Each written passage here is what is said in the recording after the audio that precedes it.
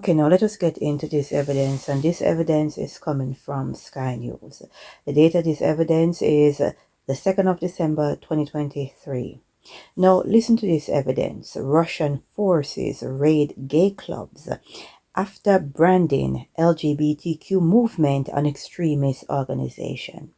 Now, after seeing what's going on in the West when it comes on to the LGBTQ agenda, we can say we understand why Russia would brand it an extremist organization. We see where grown men are taking pharmaceuticals so that they can chest feed, in other words, breastfeed, having young babies suckle on their breasts and their biological man.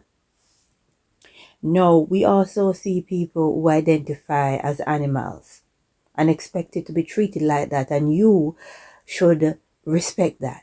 We see where people are trans age, they're grown adults acting like children, right? We see where you have biological male that is trans women and they are demanding to be in the spaces where female use, right? They want to be in the spaces of young children also.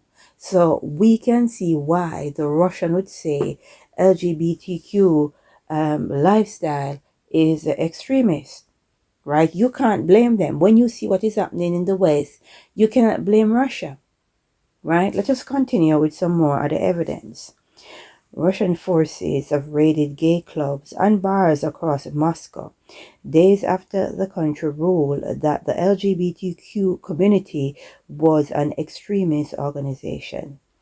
Police searched venues across the Russian capital on Friday night, including a nightclub, a male sauna, and a bar that hosted LGBTQ parties, under the pretext of a drug raid, according to local media. The raids come days after Russia's Supreme Court banned what it called the global LGBTQ movement, and definitely there is a global push, especially for countries in Africa and the Caribbean, to accept the LGBTQ lifestyle, right? To make it legal. What we over here say for people to worship at their feet. Why? Now, let me tell you why. You see, the more you accept the LGBTQ lifestyle, the more you push the Most High out of your land, the more you push away this divine protection, right? So when you push away the divine protection, you're open for all sorts of attack that is upcoming in this spiritual war.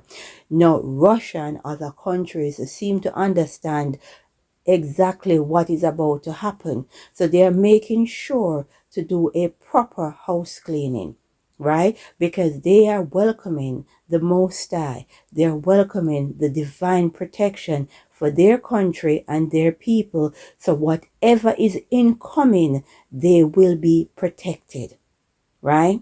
Now we know famine's coming. We know the water is going to go. We know about the natural disasters, right? And the more divine protection you have as a country, as a people, the less impact it will have on your land, your people.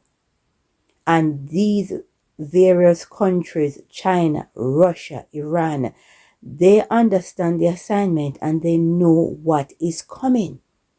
So they are pushing this agenda on the Caribbean and Africa, right? So that they don't have as much protection when the disaster strikes. And it is coming.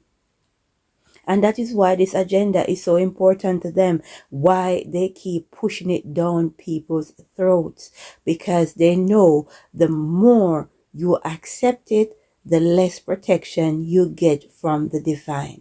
Very clever, right? And we know that some angels will be coming from the river Euphrates. It is written in Revelation, and those angels can only attack lands that don't have protection from the divine, from the Most High Creator, right? People understand we are in a spiritual war, right? These people, they cross all their T's, they dot all their I's. They know exactly what they are doing. They are setting us up, and Russia understand the assignment along with other countries, and they are making sure they protect their people, they protect their land, because they know it's a spiritual war. We need to seek the face of the Most High and understand it is a setup. Let us pray and say, glory be to the Most High.